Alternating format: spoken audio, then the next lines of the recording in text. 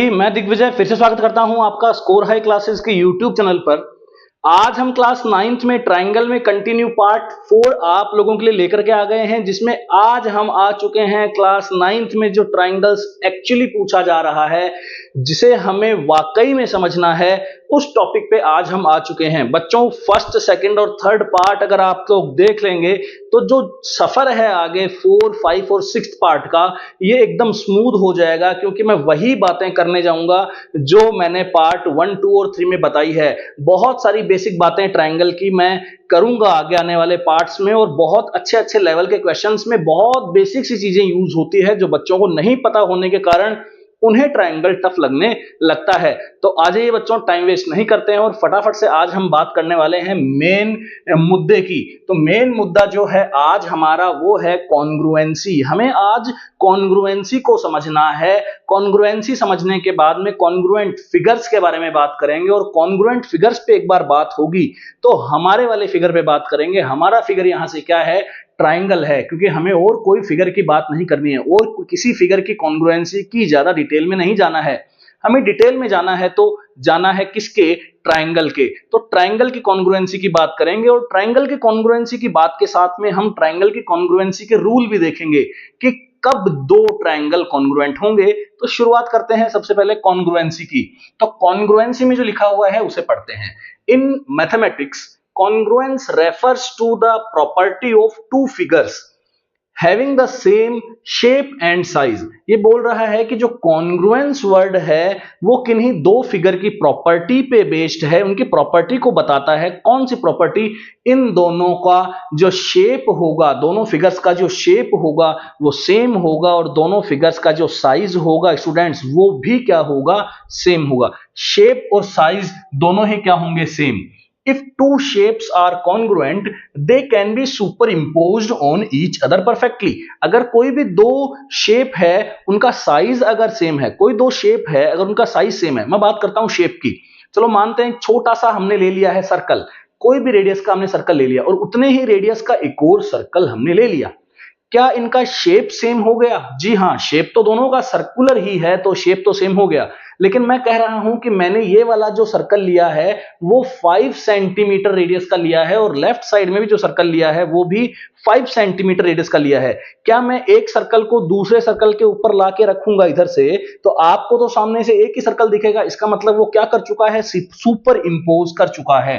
Clear है? तो super impose करेगा, एक दूसरे को परफेक्टली सुपर इंपोज करेगा, meaning they have corresponding sides and angles are equal. उसके जो साइड्स और एंगल्स होंगे इक्वल होंगे। अब देखो, एंगल तो इसमें होता नहीं है, सर्कल में तो एंगल होता नहीं, तो शेप और साइज से काम चलेगा, रेडियस से काम चलेगा। लेकिन मैं बात करूं अगर दो स्क्वायर्स की, मैंने एक स्क्वायर बनाया बच्चों ABCD, और उसकी साइड ली 5 सेंटीमीटर। मैंने एक और स्क्वायर बनाया जिसका नाम दिया PQRS, और उसकी साइड भी कितनी ली? 5 सेंटीमीटर। अब आप मुझे बताइए, या तो आपकी इच्छा है तो PQRS को उठा के ABCD के ऊपर रख दीजिए, या ABCD को उठा के PQRS के ऊपर रख दीजिए। अगर आप ऐसा करेंगे तो ABCD को उठा के PQRS पे रखेंगे तो सामने से PQRS दिखेगा, और PQRS को उठा के ABCD पे रखेंगे तो सामने से आपको ABCD दिखेगा। क्लियर? तो एक्चुअली ये क्या कर चुके हैं? एक दूसरे को सुपर इंपोज कर चुके हैं। तो यहां से जो हम सिंबल यूज करने वाले हैं, कॉन्ग्रुएंसी का जो साइन यूज करने वाले हैं, वो कुछ ऐसा होगा, लहर सी बना के दो इक्वल नीचे, दो इक्वल वाली लाइन नीचे आ जाएगी, एक लहर सी ऊपर बना देंगे कि ये क्या है? आपस में कॉन्ग्रुएंट हैं। क्या ये आपस में कॉन्ग्रुएंट हैं? जी बिल्कुल, आपस में ये कॉन्ग्रुएंट हैं। अगर इसकी कॉन्ग्रुएंसी लिखी जाएगी तो लिखी जाएगी स्क्वायर। स्क्वायर के बारे में ऐसे बनाते हैं, स्क्वायर ABCD कॉन्ग्रुएंट है स्क्वायर PQRS के। क्या ये बात समझ में आई आपको? बिल्कुल आई होगी। अब आप ध्यान से देखिए कि मैं आपको एक कंडीशन बताने जा रहा हूं कि जरूरी नहीं है कि जो ट्राइंगल है आपका वो ऐसा, अगर ये ट्राइंगल बिल्कुल सीधा बना हुआ है, इधर 3 है, तो ये वाला ट्राइंगल भी ऐसा सीधा होगा और इधर 3 होगा तो ही काम चलेगा, या इधर 7 होगा तो इधर ही 7 होना चाहिए, नीचे की तरफ 5 है तो इस ट्राइंगल को सीधा करके नीचे की तरफ 5 होना चाहिए। ऐसा बनाना जरूरी नहीं है। सुपर इंपोज करना चाहिए। सुपर इंपोज ऑटोमेटिकली कर जाएगा जब उसके शेप और साइज क्या होंगे स्टूडेंट, सेम होंगे। अब आप देखिए यहाँ पे आपने 3 साइड्स ली हैं ट्राइंगल की, कौन कौन सी साइड आपने चूज की है? 3 सेंटीमीटर, 5 सेंटीमीटर एंड 7 सेंटीमीटर। तो यही 3, 5 और 7 सेंटीमीटर का आपने दूसरा ट्राइंगल भी तो बनाया है। क्या वहां पे आपने जो साइड्स हैं उनकी लेंथ को आपने चेंज किया? जी नहीं, आपने साइड्स की लेंथ को चेंज तो किया ही नहीं। इसका मतलब जो 375 का कॉम्बिनेशन यहां चलेगा वही 375 का कॉम्बिनेशन यहां चल रहा है। अब आप सोच रहे होंगे कि इसे सुपर इंपोज कैसे करवाएंगे। तो देखो, आप ध्यान से देखो, इधर 3 है तो इसको थोड़ा सा अगर मैं यूं रोटेट करूंगा, क्लॉकवाइज थोड़ा सा रोटेट करूंगा, रोटेट करके इसके ऊपर लेकर के आऊंगा, तो ऊपर से मुझे क्या दिखेगा? DEF दिखेगा। क्या मुझे PQR दिखेगा? जी नहीं, PQR नहीं दिखेगा। तो यहां से ये दोनों फिगर भी आपस में क्या हो गए? कॉन्ग्रुएंट हो गए। ध्यान से देख लो, साइन है कॉन्ग्रुएंसी का, सिंबल है कॉन्ग्रुएंसी का, यही हमें यूज करना होगा। अब लेकिन मैं आप लोगों को ये टेढ़ा मेढ़ा ट्राइंगल क्यों मैंने बना के दिखाया, क्यों इसमें मैं मुद्दे की बात कर रहा हूं? क्योंकि जो आज मैं बताने वाला हूं वो बहुत ही इंपॉर्टेंट है। अब हम लिखना सीखेंगे कॉन्ग्रुएंसी। हम कॉन्ग्रुएंसी कैसे लिखते हैं, आइए।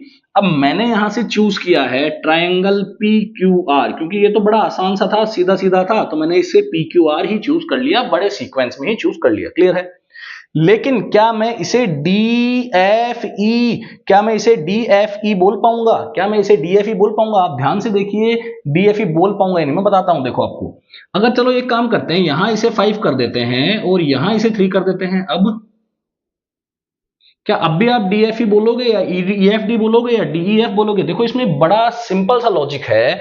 अगर आप सबसे पहले PQR बोल चुके हैं, आप PQR लिख चुके हैं, तो आपको इसके हिसाब से ही लिखना होगा। ये जो वर्ड चल रहा है, आप यहां पे ध्यान से देखिए, कोरेस्पॉन्डिंग, बार बार यही वर्ड चलेगा। क्या? कोरेस्पॉन्डिंग। कोरेस्पॉन्डिंग का मतलब है कि अगर आपने यहां से 3 सेंटीमीटर वाली लाइन सेगमेंट का जिक्र किया, मतलब PQR, आप गए 3 से 5 से 7, कहां गए? 3 वाली लाइन पे, फिर 5 वाली लाइन पे और फिर 7 वाली लाइन पे। तो यहां पे भी आपको वही सीक्वेंस फॉलो करना होगा, जो पहले 3 वाली लाइन आए, फिर 5 वाली लाइन आए और फिर 7 वाली आए। तो यहां से क्या सीक्वेंस फॉलो होगा? आप ध्यान से देखिए, EFD, 3 के बाद 5 के बाद 7। क्लियर है? DEFD, क्या आएगा? EFD। तो ट्राइंगल आएगा आपका EFD। आई होप आप लोगों को यहां से ये सिमिलैरिटी, जो कॉन्ग्रुएंसी है, वो लिखना आपको यहां से आ गया होगा। अब हम बात करने वाले हैं कॉन्ग्रुएंसी के रूल्स की, कि कब किन्हीं दो ट्राइंगल्स को हमें कॉन्ग्रुएंट करेंगे, कैसे हम उन्हें कॉन्ग्रुएंट करेंगे, किस वे में उसे कॉन्ग्रुएंट बता पाएंगे। तो कॉन्ग्रुएंसी ऑफ टू ट्राइंगल पढ़ते हैं। कॉन्ग्रुएंसी ऑफ टू ट्राइंगल में सिंपल आसान सी बात लिखी हुई है, वही ये बात यहां पे चिपकाई है। क्या? Two triangles are considered congruent if they have same size and shape. Two triangles are considered congruent. दो ट्राइंगल को कॉन्ग्रुएंट कंसीडर किया जाएगा जब उनका शेप और साइज क्या होगा? सेम होगा। शेप और साइज क्या होगा? सेम होगा। क्लियर है? तो हमारे पास कितने रूल है बच्चों? 5 रूल है। दिमाग में 5 रूल को फिट कर लीजिए। आज ही दिमाग में आपके पांचों के पांचों रूल मैं फिट कर दूंगा। अब देखिए, पांचों रूल है क्या। तो पहला जो रूल है आपका, वो ये कहता है कि SSS का मतलब क्या है? SSS का मतलब है साइड साइड साइड। ये क्या कहना चाहता है, मैं बता देता हूं। ये कहना चाहता है कि अगर किसी एक ट्राइंगल की तीनों साइड्स किसी दूसरे ट्राइंगल की कोरेस्पॉन्डिंग साइड्स के क्या हो जाएं? इक्वल हो जाएं, तो दोनों ट्राइंगल आपस में कॉन्ग्रुएंट हो जाएंगे। बहुत आसान बात है, यहीं पे देखने को मिल जाएगा इसका एग्जांपल। क्लियर? अब बात करते हैं एसएएस की। आज तो बात ही कर रहा हूं क्योंकि नेक्स्ट पार्ट के अंदर मैं इन सब की डेफिनेशन लिख के एक एक क्वेश्चन आपको इनका करवा दूंगा। क्लियर है? तो एसएएस का जो रूल बोलता है वो ये बोलता है कि दो साइड्स के बीच में एक एंगल फंसा हुआ है। आपको पहले ऐसे रटना है, ऐसे रटना है। देखो, कुछ चीजें रटनी पड़ेगी, कुछ चीजों तो दिमाग में फिट करनी पड़ेगी आपको। तो इसमें क्या रटोगे आप? इसमें रटोगे कि भाई एसएएस का ही मतलब ये है कि दो साइड के बीच का एंगल, मतलब एक ट्राइंगल होगा और एक और ट्राइंगल होगा। दो ट्राइंगल के कॉन्ग्रुएंसी की तो बात चल रही है, दोनों को सुपर इंपोज करवाना है, दोनों को बिल्कुल सेम करना है, ऑल एस्पेक्ट में सेम करना है। तो ऑल एस्पेक्ट में सेम करने के लिए इस ट्राइंगल की दो साइड और एक बीच का एंगल, एक ट्राइंगल की दो साइड और बीच का एंगल मैं बना के दिखाता हूं आपको। मैं बना के दिखाता हूं। देखो ऐसे, इसमें एक ट्राइंगल लिया मैंने, ये ट्राइंगल ये लिया, एक ट्राइंगल तो ये लिया और एक ट्राइंगल आपका ये लिया।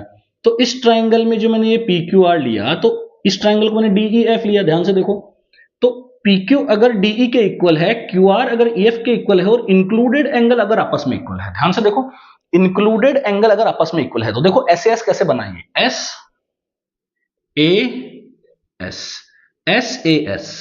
क्लियर है। SAS का मतलब है साइड एंगल साइड, मतलब दो साइड के बीच का एंगल होना चाहिए। अब आप थर्ड तो इजीली समझ जाएंगे, AAS का मतलब है कि कोई दो एंगल और उसके बीच की साइड, कैसे कोई दो एंगल उसके बीच की साइड का मतलब क्या है, जैसे मान लो मैंने एक ट्रायंगल बनाया है, कुछ ये वाला ट्रायंगल बनाया है, एक ये वाला ट्रायंगल बनाया है, ठीक है, इसको नाम दिया है मैंने ABC, इसको नाम दिया है मैंने DEF। तो A एंगल अगर D के इक्वल है, C एंगल अगर F के इक्वल है, तो ये वाली साइड आपस में अगर इक्वल है, ये वाली साइड अगर आपस में इक्वल है, तो बस फिर काम हो गया, क्योंकि फिर कौन सा लॉ लग जाएगा, कौन सा रूल लग जाएगा ASA, दो एंगल के बीच की साइड, दो एंगल के बीच की साइड, यहां पे दो साइड के बीच का एंगल। अभी अगर इतना समझ में आ रहा है तो आप इसमें टेंशन में नहीं आने कि भाई अब क्वेश्चन कैसे करेंगे, क्वेश्चन में क्या लिखेंगे, क्वेश्चन में तो कोई कैलकुलेशन भी नहीं करनी पड़ती, केवल लिखना ही पड़ता है, तो लिखेंगे कैसे, वो सब बात की बातें हैं। वो तो मैं आपको बहुत सारे अच्छे अच्छे क्वेश्चंस करवाऊंगा और उनमें कैसे लिखना है, कैसे रिप्रेजेंटेशन देना है, कैसे आपको नोट्स बनाने हैं, वो सब बताऊंगा मैं आपको। लेकिन फिलहाल आप इसको, इसकी जो टर्मिनोलॉजी है उसको समझते चलिए कि SAS is totally different from ASA। SAS is totally different from ASA because SAS में आपका जो दो साइड है और बीच का एंगल आ रहा है, यहां पे दो एंगल और बीच की साइड आ रही है। होप सो ये क्लियर हुआ होगा। अब बात करते हैं AAS की, क्योंकि AAS जो है वो बहुत ज्यादा क्या है स्टूडेंट, इंपॉर्टेंट है। AAS बहुत ही ज्यादा क्या है, इंपॉर्टेंट है। अब AAS को देखते हैं, ठीक है। तो AAS आपको समझना होगा, आप समझ तो गए होंगे हल्का फुल्का, लेकिन आप लोगों के दिमाग में ये आ रहा होगा कि AAS में भी तो दो एंगल है, AAS में भी तो दो एंगल है और ASA में भी दो एंगल है, तो फिर ये आपस में डिफरेंट क्यों होते हैं? AAS में भी दो एंगल और एक साइड है, ASA में भी दो एंगल और एक साइड है, लेकिन ये आपस में डिफरेंट क्यों, दोनों को एक ही क्यों नहीं बना दिया गया? देखो मैं बताता हूं आपको।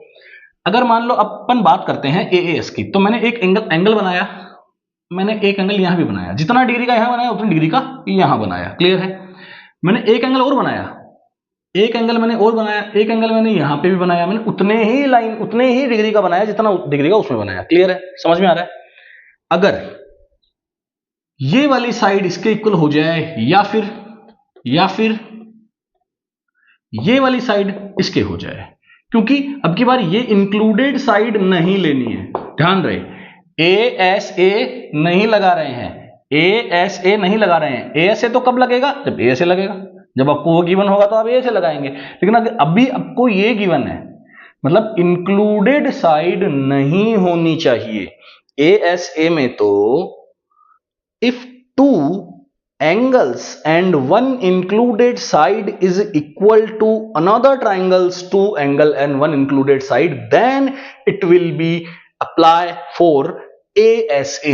But if we have two angles, any two angles and side is equal which is not included between them, जो साइड होगी वो बीच में इंक्लूडेड नहीं होनी चाहिए, तब आपका रूल लगेगा कौन सा?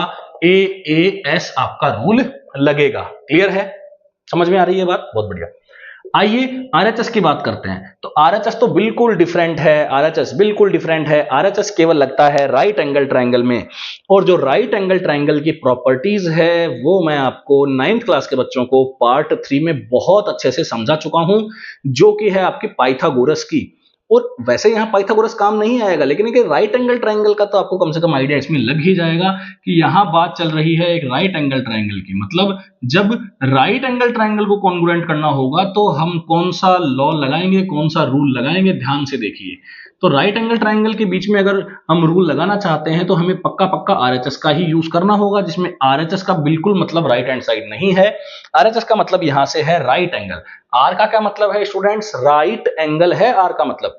तो R का मतलब राइट एंगल है, मतलब इस एक ट्रायंगल के अंदर राइट एंगल होना चाहिए और इस एक ट्रायंगल के अंदर भी राइट एंगल होना चाहिए। बिल्कुल राइट एंगल तो होगा ही, क्योंकि राइट एंगल ट्रायंगल की बात चल रही है। हाइपोटेन्यूज मतलब इसका जो हाइपोटेन्यूज है उतना का उतना ही हाइपोटेन्यूज इसका होना चाहिए। अगर ऐसा है तो, अगर इसका हाइपोटेन्यूज और इसका हाइपोटेन्यूज दोनों आपस में इक्वल हैं और एक एंगल इसके पास भी है, एक एंगल इसके पास भी है इक्वल वाले, तो बस एक साइड चाहिए, एक साइड चाहिए, कोई सी भी आपकी इच्छा हो, ये ले लो या तो ये ले लो, कोई दिक्कत नहीं है, ये वाली साइड ले लो या फिर आप ये वाली साइड ले लो, कोई सी भी ले लो। अगर ये लेते हैं तो भी आपका आरएचएस लग जाएगा, और अगर आप इसे लेते हैं तो भी आपका आरएचएस लग जाएगा, और दोनों ट्रायंगल आपस में क्या हो जाएंगे, कॉन्ग्रुएंट हो जाएंगे। कॉन्ग्रुएंट की जो सीरीज है वो आसानी से है बनाई जा सकती है। आप ए से बी पे सी से गए, आप ए से बी को सी से गए, क्लियर है, तो ट्रिपल से डबल गए, ट्रिपल से डबल गए, तो यहां पे भी आप ट्रिपल से डबल ही जाइए, आप ऐसे घूम के नहीं जा सकते हैं। यही है मेन बात, जो सीक्वेंस है वो लिखना आपको आना चाहिए। नेक्स्ट जो लेक्चर पार्ट लेकर मैं आऊंगा उसमें हम बात करेंगे प्योर क्वेश्चंस की। सबसे पहले एनसीईआरटी के अच्छे अच्छे क्वेश्चंस लगाएंगे, शुरुआत करेंगे एसएसएस से, रिप्रेजेंटेशन देखेंगे कि कैसे हमें उसको सजाना है ताकि जो एग्जामिनर है उसे नंबर देने में प्रॉब्लम ना आए, क्योंकि हम उसमें लिखने वाले हैं गिवन, टू प्रूफ, प्रूफ, कुछ कंस्ट्रक्शन करेंगे तो वो, और हैंस प्रूव्ड लास्ट में लिखा के हम अच्छा खासा डायग्राम बना के सीक्वेंस में फॉलो करके बात आपको बताएंगे। Thank you so much, keep watching.